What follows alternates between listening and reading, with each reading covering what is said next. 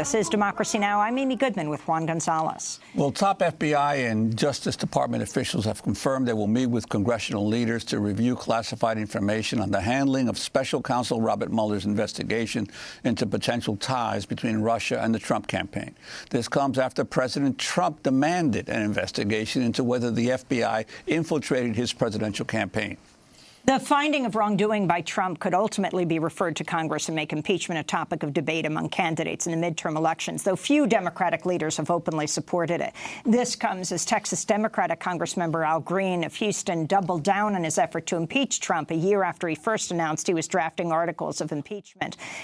Green spoke Wednesday on the House floor. You know that there's bigotry emanating from the presidency, yet you would not want me to stand here and address it. I will address it. This president has exhibited a kind of bigotry that this country ought not tolerate.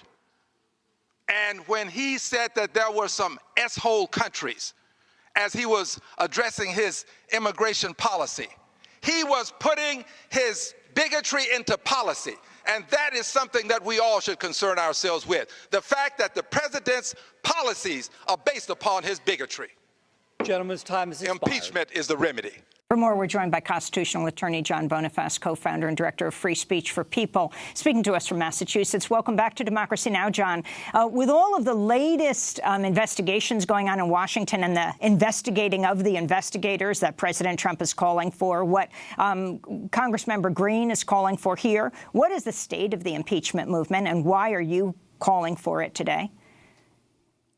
Well, we've been calling for it. Thank you, Amy, for having me. We've been calling for it since the day this president assumed the oath of office because he created a constitutional crisis at that moment, refusing to divest fully from his business interests and treating the Oval Office as a profit-making enterprise at the public expense. We now see the list of impeachable offenses growing by the day, really. Obstruction of justice, conspiring with a foreign government to violate federal campaign finance laws, giving aid and comfort to white supremacists and neo-Nazis, abuse of the pardon power, misusing the law enforcement agencies to attack political opponents, undermining freedom of the press.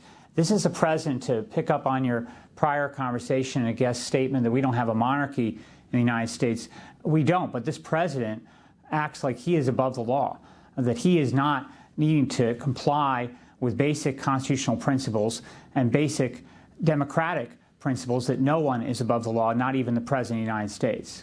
And, John, could you talk about Lido City in Indonesia and as an example of the many, many issues that could be raised in impeachment?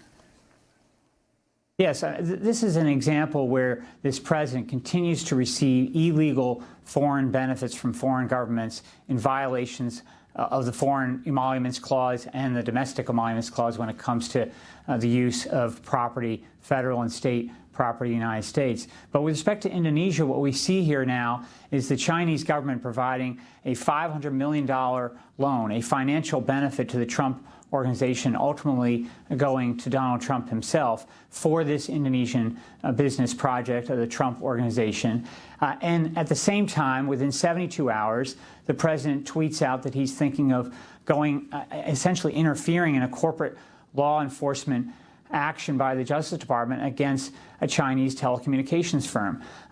There may not be quid pro quo. That has to be further investigated, but we already know this is a foreign emolument in violation of the Foreign Emoluments Clause. I'm wondering if you could respond to Harvard University professor, law school professor Lawrence Tribe, who, like you, originally called for Trump to be impeached, but now has written a new book and is changing his views on this. Well, we work closely with Professor Tribe in other matters, and I think he's obviously an esteemed constitutional professor in this country, but we have a friendly disagreement on this. He did come out in May of 2017 calling for impeachment proceedings against Donald Trump when he fired James Comey and tried to effectively stop the investigation of whether or not the Trump campaign colluded with the Russian government to interfere in the 2016 elections. He has now shifted his position, and I think that his position that somehow we are normalizing impeachment ought to really be the concern that we're normalizing impeachable offenses. that if we do not act with respect to this president and the magnitude of impeachable offenses that grows by the day, then we are setting ourselves up for a very dangerous precedent where we treat a president of the United States as being above the law. And that is a road down toward authoritarianism that we cannot take. We want to thank you, John Bonifaz, for being with us, attorney and president of Free Speech for All. And that does it for today's show.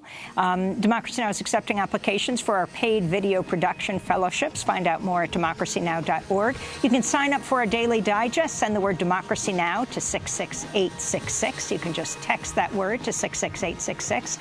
Today we bid a fond farewell to Kaya Cirila. All the very best to you, Kaya. Democracy Now! Is produced by Mike Burke, Renee Feltz, Dina Guzder, Nermeen Sheikh, Carla Wills, Laura Gottesdiener, Sam Alcoff, John Hamilton, Robbie Karen, Hani Massoud, Sharina Nadura, Nat Needham, Libby Rainey, Mike DeFilippo, Miguel Noguera, Paul Huckabee, our engineers. I'm Amy Goodman with Juan Gonzalez.